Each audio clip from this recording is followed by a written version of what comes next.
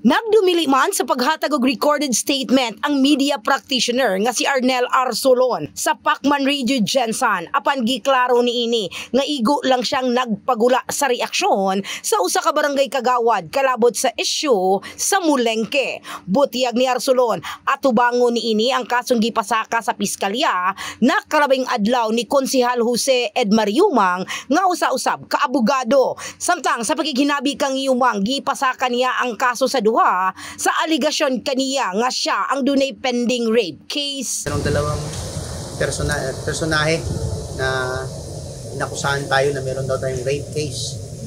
Napatawa tayo dito at nasyak ako kasi gwapo naman ako, bakit ako mag-rape ng babae, diba?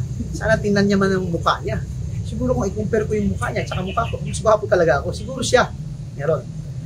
Una nang gibutiyag sa konsehal nga personal attack kaniya ang aligasyon nga gipagula sa mga respondent niya sa kaso. Si Yumang ang usa ka opposition councilor nga moapil sa vice mayoralty race sa 2025 election. Samtang gisulian sa Brigada News Team ang pagkuha sa pamahayag kalabot niini sa usa pa ka respondent nga barangay official. Ang kaso ang nanukad human gikuhaan og reaksyon sa media practitioner ang usa ka barangay official kalabot sa isyu sa Mulengke. In the heart of changing lives.